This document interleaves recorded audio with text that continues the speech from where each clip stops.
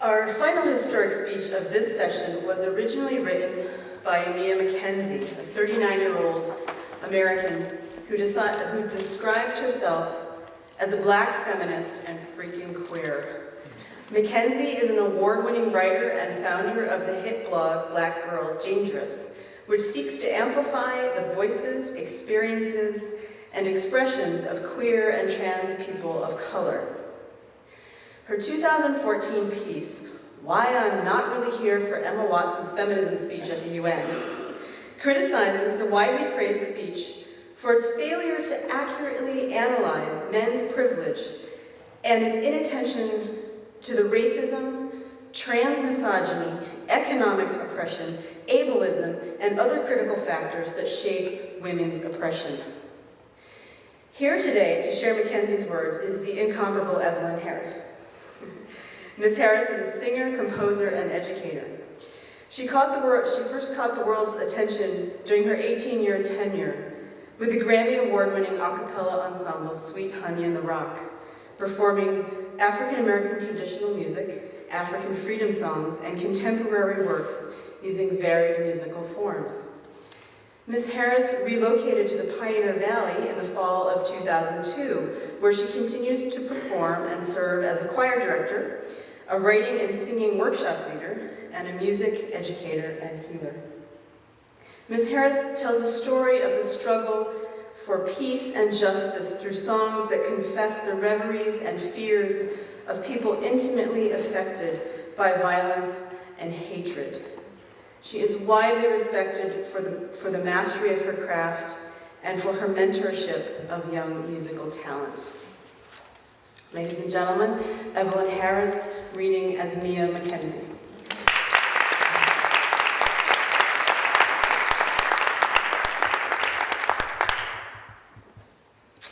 Actor Emma Watson, a new Goodwill ambassador for UN Women, spoke at the UN to launch the He for She campaign, which aims to mobilize men to end gender inequality somehow. According to white feminist interwebs, it was really next level. For the first few minutes, the speech is awesome. Then it gets less good. I'd call myself a fan of Emma Watson and know that she means well in her feminist work. None of that is an issue here. The issue is that the message Ms. Watson delivered is problematic.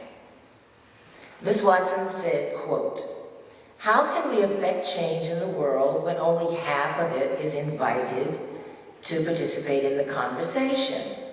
Men, I would like to take this opportunity to extend to you your formal invitation." End quote. She suggests that the reason men aren't involved in the fight for gender equality is that women haven't given men a formal invitation. Not because men benefit hugely from gender inequality and therefore have much less incentive to support its dismantling. This is an absurd thing to suggest. Women have been trying to get men to care about oppression of women since always.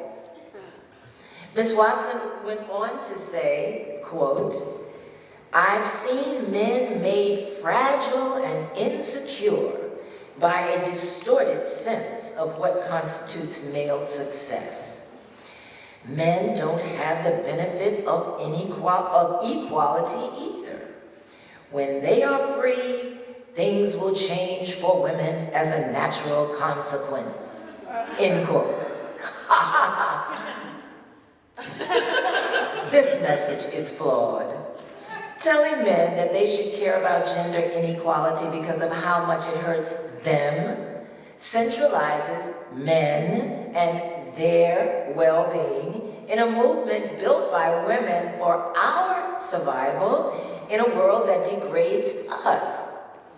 This is problematic for the same reason telling white people they should end racism because racism holds us all back as a society. That's problematic. Firstly, it does nothing to create solidarity. I have never met a white person who decided to take on anti-racism work because of the negative effects of racism on white people. Literally never. And I don't think I've ever met a man who genuinely supports feminist ideals because of the ways they benefit men first. If I did know people like this, I wouldn't like them. I would question why the often brutal oppression of people of color and women, and especially women of color, wasn't enough to get them interested. But having an epiphany about the ways men and white people are kinda also hurt by these constructs made them jump right on board. Secondly, it ignores how much men do benefit from gender inequality. Saying that men don't have the benefit of equality creates a false narrative that we're all hurt in the same ways and at the same degrees by the evils of gender inequality, and that no one's really benefiting. And that's simply not true. 1 out of every 5 American women has reported experiencing rape in her lifetime. For American men, it's 1 in 71. Thirdly, the people with the most privilege are constantly being centralized this way in conversations about oppression, and it needs to stop. This is why, quote, marriage equality, quote, is the mainstream LGBTQ rights issue, rather than homeless genderqueer youth or struggling elders, rather than invisibilization and erasure of queer and trans people of color. I need to say that again, as Evelyn.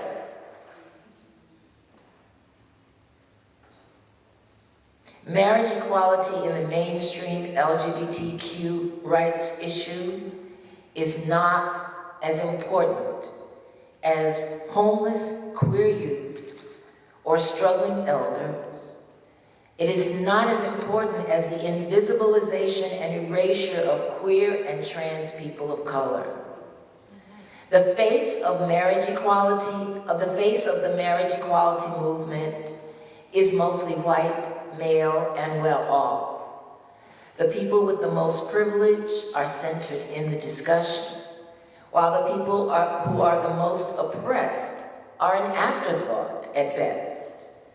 Decentralizing women in conversations about gender inequality is not good. So can we please stop trying to make Emma Watson the new feminist icon of the universe? She's not there yet. Where's her analysis of racial justice and its necessity in ending gender inequality? What does she know about misogyny noir? Does she understand that wealthy white women like her are often oppressors of women of color and poor women in the world? Where's her understanding of trans feminism? Can she explain why violence against trans women needs to be centered in our work against misogyny? Does she know that ableism is woven into not only gender inequality, but every form of oppression that exists?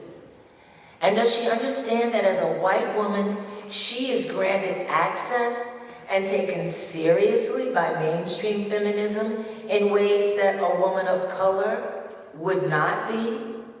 And why then it's necessary for her to step aside and make room for women of color to be heard if gender inequality is ever to be eradicated?